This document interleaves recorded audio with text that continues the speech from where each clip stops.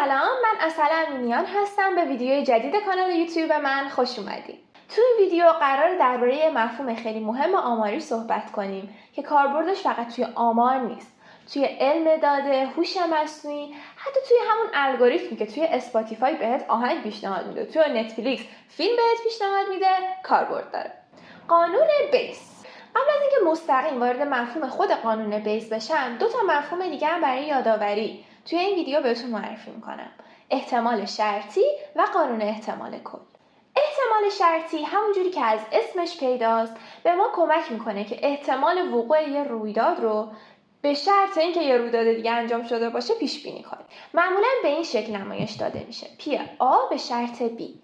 یعنی اگه رویداد بی اتفاق افتاده باشه چقدر احتمال داره که رویداد آ اتفاق بیفته. یعنی ما میدونیم که رویداد بی رخ داده، حالا میخوایم بدونیم احتمال رخ دادن آ توی این حالت چقدره. اگه A و B کاملا از همدیگه مستقل باشن و هیچ اثری روی همدیگه نداشته باشن، این احتمال شرطی با احتمال رخ دادن رویداد آ برابره. اما توی حالتهای دیگه که A و B وابسته به همدیگه، مستقل از همدیگه نیستن، از این فرمول محاسبه میشه. برای یه مثال ساده، مثلا فرض کنید میخواین حساب کنید چقدر احتمال داره که یه نفر سرما خورده باشه. توی حالت عادیه که هیچی راجع به اون آدم ندونیم، شاید مثلا بگیم 5% احتمال داره که سرما خورده باشه.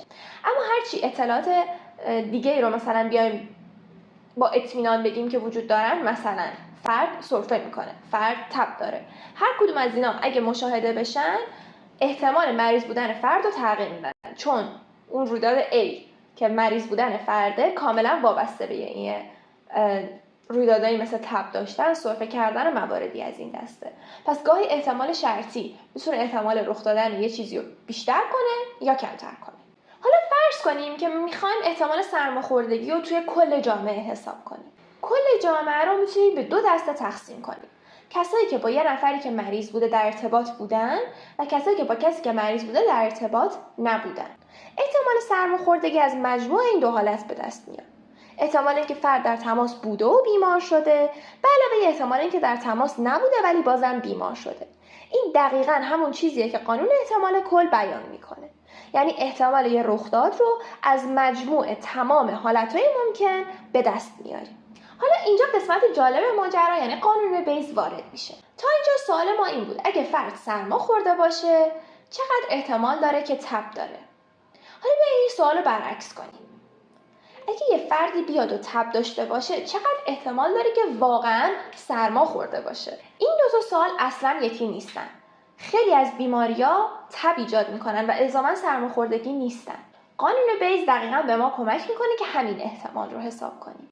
قانون بیس از ترکیب احتمال شرطی و قانون احتمال کل به دست میاد و به ما کمک میکنه باور اولیه‌مون رو با هر دیتای جدیدی که مشاهده میکنیم بروز کنیم. خب حالا بیایید فرض کنیم که ما یه دکتریم، یه بیمار میاد پیشمون و ما بر اساس علائم اولیه‌ای که میبینیم یه باور اولیه‌ای رو داریم. بیمار به احتمال 40% بیماری A رو داره، 60% احتمال داره که بیماری B رو داشته باشه. اما هیچ کدوم رو نمیتونیم قطعی اعلام کنیم. پس میایم از بیمار یه سری تست میگیریم. بعد از اینکه نتیجه تستا رو دیدیم، دیگه باور ما همون باور اولیه باقی نمیمونه و این اطلاعات جدید باور ما رو بروز میکنه. مثلا ممکنه احتمال بیماری A بعد از اینکه نتیجه آزمایش‌ها رو دیدیم به 95% برسه و خب انقدر احتمال بالایی باشه که ما با قطعیت بگیم که خب پس من فکر می‌کنم که این بیمار مریضی A رو داره. این فرایند بروزرسانی باورها دقیقاً همون کاریه که قانون بیس برای ما انجام میده. خب حالا قبل از اینکه فرمول رو ببینیم، بیاین یه مثال خیلی جذابی با هم دیگه بررسی بکنیم. فرض کنیم که ما میدونیم یک نفر از 100 نفری که توی جامعه وجود دارن یه بیماری رو دارن. یه تستی هم وجود داره که کسی که بیمار باشه رو 100% تشخیص میده. اما یه خطایی داره و ممکنه 3 نفر از اون 100 نفر رو به اشتباه اعلام بکنه که بیمار هستن. حالا فرض کنیم یه نفر آزمایش رو میده و نتیجهش مثبت میشه. فکر میکنیم چقدر احتمال داره که واقعا بیمار باشه؟ این فرمول قانون بیزه. از بین 100 نفر فقط یه نفر واقعا بیماره. پس باور اولیه ما یعنی احتمال A برابر 1/100 و گفتیم که آزمایش میتونه به صورت دقیق بیمار رو تشخیص بده. پس احتمال این که فرد بیمار باشه اگه آزمایش جواب مثبت میده 100%، 1 قرار میدیم. اما 99 نفر دیگه سالمن. اما آزمایش برای افراد سالم 97% مواقع درست عمل میکنه و حدود 3% جواب مثبت اشتباه میده. 3% از اون 99 نفر که تقریبا میشه 3 نفر اشتباه تشخیص داده میشن.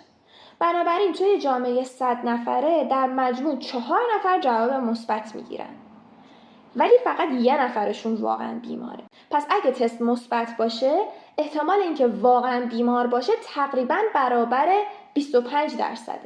این یه تفاوت بسیار مهمه.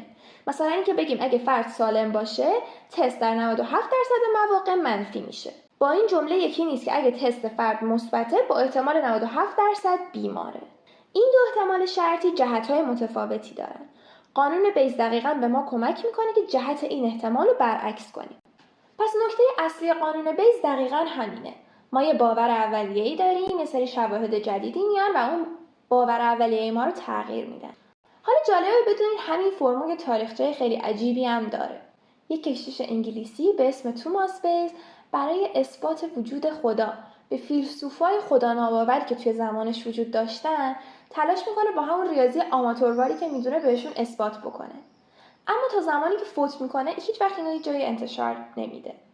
2 سال بعد از مرگش یه نفر دیگه میاد اینو پیدا میکنه و اونو پابلش میکنه و الان تبدیل شده به یکی از پایه‌های مهم آمار، هوش مصنوعی، علم داده و حتی علم پزشکی. خیلی ممنون که ویدیو رو تا آخر نگاه کردین. اگه ویدیو رو دوست داشتین حتما لایک کنین و کانال رو سابسکرایب کنین که بازم با هم دیگه مفاهیم جذاب آماری رو یاد بگیریم.